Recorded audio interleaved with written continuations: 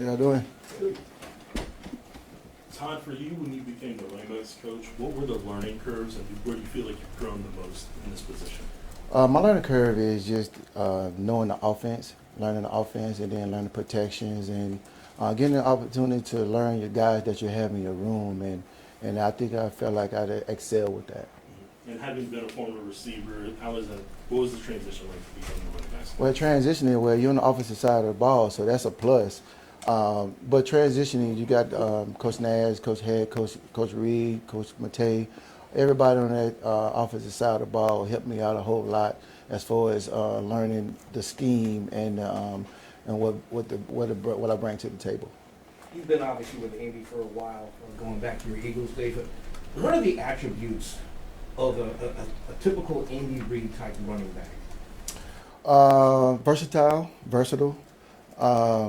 Guys that's gonna protect the quarterback and guys that's gonna just beat themselves. And what we have now is guys that can do all three things, if not more.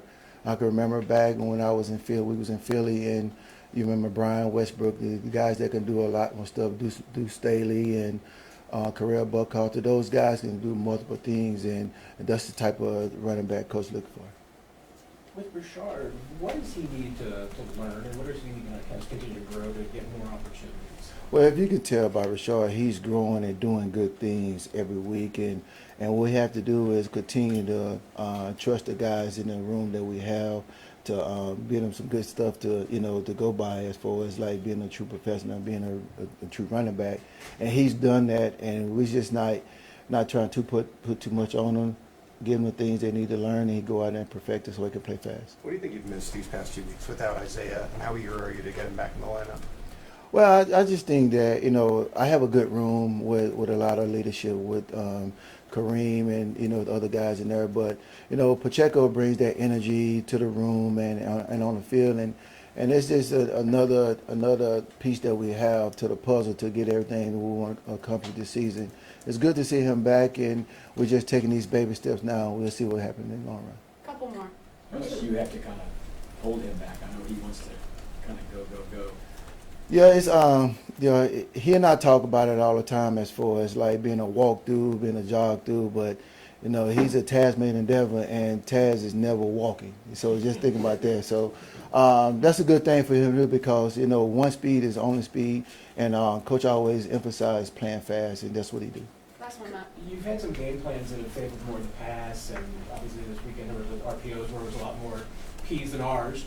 How do you have the running back group just kind of focus, remain in when maybe they aren't getting consistent work and maybe even all the work they want?